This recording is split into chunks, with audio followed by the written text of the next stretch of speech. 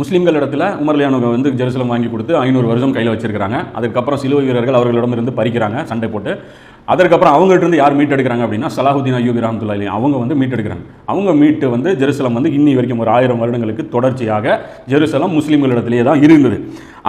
அதுக்கப்புறம் வந்து இஸ்லாமிய வரலாற்றில் பார்த்தீங்க அப்படின்னா ஒரு முக்கியமான ஒரு நிகழ்வு வந்து நடக்குது. அது என்ன நிகழ்வு அப்படின்னு பார்த்தீங்க அப்படின்னா கிலாஃபத் முற்றிலுமாக அழித்தொழிக்கப்படுது. ஏன்னா அல்லாஹ்வுடைய அஸாபுக்கு முஸ்லீம்கள் தகுதியாகிறாங்க. எப்படி வந்து பனி இஸ்ராயல்கள் வந்து கிலாஃபத்தை வந்து மன்னராட்சியாக கன்வெர்ட் பண்ணி சுலைமான் நபியுடைய வஃபாத்துக்கு அப்புறம் மன்னராட்சியாக கன்வெர்ட் பண்ணி தங்களுடைய லாபங்களுக்காக அடிச்சுக்கிட்டாங்களோ அதே மாதிரியான ஒரு சூழ்நிலை 30 வருடங்களுக்கு பிறகு தொடர்ந்து அது வந்து படிப்படியாக வந்து அதோடைய உச்சகட்ட அநியாயத்துக்கு வரும்போது அல்லாஹ்வால் அந்த கிலாஃபத்தும் முடிச்சு வைக்கப்படுது. எப்படி பனி இஸ்ராயல்கள் எப்படி நடந்ததோ அதே மாதிரி தானே முஸ்லீம்களுக்கும் வாக்களிக்கப்பட்டிருக்கு. அவங்க எப்படி செஞ்சாங்களோ அதே மாதிரி தான் உங்களுக்கும் கிடைக்கும் அப்படின்னு சொல்லி நபி ஸல்லல்லாஹு அலைஹி வஸல்லம் அவங்க எச்சரிக்கை பண்ணிட்டு போகிறாங்க. ஸோ அந்த அடிப்படையில் உஸ்மானிய கிலாஃபத் வந்து இந்த இடத்துல வீழ்த்தப்படுது. இதை யார் வீழ்த்துறா அப்படின்னு பார்த்தீங்கன்னா இதை வந்து இந்த ஹலாக்கு கான் அப்படின்னு சொல்லக்கூடிய அந்த மங்கோலிய படையினர் வந்து வராங்க. அவங்க பல பேரால் அழைக்கப்படுவாங்க. தாத்தாரியர்களும்பாங்க, மங்கோலியர்களும்பாங்க.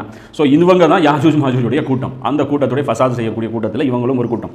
அப்போ இந்த கூட்டத்தினர் வந்து என்ன பண்ணுறாங்க, வந்து இஸ்லாமிய சாம்ராஜ்யத்தை அழிச்சு ஒழிச்சு இஸ்லாமிய சாம்ராஜ்யம் என்று ஒன்றே இல்லாமல் போகுது. 1258 கிபி 1258 என்னாச்சு, இஸ்லாமிய கிலாஃபத்துங்கிறது இந்த பூமியில் இல்லாமல் போச்சு.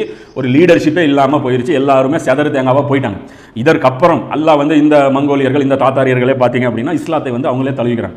இது வந்து ரொம்ப ஒரு பிரபலமான சம்பவம், எல்லாருக்குமே தெரியும். அதாவது அழிக்க வந்தவர்களே இஸ்லாத்தை வந்து ஏற்றுக்கிட்டாங்க. அதாவது அவங்க பார்க்குறாங்க அந்த முஸ்லீம்களுடைய நடுவே அந்த முஸ்லீம் பெண்கள் எல்லாம் அடிமைகளாக பிடிச்சிட்டு போகிறாங்க இல்லையா, அவங்களையெல்லாம் பார்க்குறாங்க. பார்த்தா அவங்ககிட்ட அந்த கருணை, அவங்களுடைய அந்த ஒழுக்கம், அவங்களுடைய அந்த நேச்சர் அதெல்லாம் பார்த்துட்டு அவங்க என்ன பண்ணுறாங்க, இஸ்லாத்தில் இம்ப்ரெஸ் ஆகிடுவாங்க.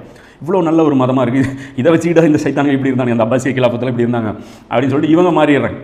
இவங்க இஸ்லாத்தை ஏற்றுக்கிட்டதுக்கப்புறம் என்ன ஆகுது, மறுபடியும் இஸ்லாம் பலம் பெறுது. எப்படி வந்து யூதர்களுக்கெல்லாம் இன்னொரு வாய்ப்பு கொடுத்தானோ, துல்கர்னைன் மூலமாக விடுதலை கொடுக்கப்பட்டு அல்ல ஒரு வாய்ப்பு கொடுத்தாங்களா, அதே மாதிரி நமக்கு வந்து அல்ல இன்னொரு வாய்ப்பு கொடுக்குறான். இந்த காலகட்டத்தில் மறுபடியும் ஒரு கிலாஃபத் உருவாகுது. இந்த கிலாஃபத்துக்கு பேர் தான் என்ன, ஆட்டோமன் அம்பையர் அப்படிம்பாங்க. அதாவது இதுக்கு பேர் உஸ்மானிய கிலாஃபத் அப்படிம்பாங்க. இதற்கும் உஸ்மான் ரலியல்லாஹு இருக்காங்க இல்லையா, நபித்தோழர், அவர்களுக்கும் சம்பந்தமே கிடையாது. இதில் வந்த ஒருத்தருடைய பேர் தான் உஸ்மானுங்கிறது. அவருடைய பேரால் வந்து நினைவாக வைக்கப்பட்டது தான் உஸ்மானிய கிலாஃபத்துன்னு பேர். இதுக்கும் உஸ்மான் ரலியல்லாஹுக்கும் சம்பந்தம் கிடையாதுங்கிறது புரிஞ்சுங்க. இந்த கிலாஃபத்து 1290 அதாவது 13ஆம் நூற்றாண்டு 1300 வச்சுங்க, அங்கிருந்து 623 வருடங்கள் தொடர்ச்சியாக நடைபெறுது. அந்த கிலாஃபத்து தான் இப்போ சமீபத்தில் வீழ்ந்து முஸ்லீம்கள் பல துண்டா பிரிஞ்சாங்க. இப்போ இது வரைக்கும் தான் இதுதான் முஸ்லீம்களை பற்றி, அதாவது இந்த கிலாஃபத் வந்து கடந்து வந்த அந்த பாதையுடைய ஒரு சுருக்கமான வரலாறு. இதில் வந்து பல காலகட்டங்கள், அதாவது இந்த மங்கோலியர்கள் இஸ்லாத்தை ஏற்றுக்கிறாங்க இல்லையா, இந்த சலாஹுதீன் அய்யூபி கிட்ட இவங்க தோத்து அடி வாங்கிட்டு போனாங்க இந்த சிலுவை வீரர்கள், இவர்கள் தொடர்ச்சியாக சண்டை போட்டுகிட்டே இருக்காங்க. அந்த ஜெருசலத்தை அட்டாக் பண்ணி எப்படியாவது பிடுங்கணும் அப்படின்ட்டு. இவங்களுக்கு ஜெருசலமே தான் குறியாக இருக்குது. அதுதான் விஷயமே.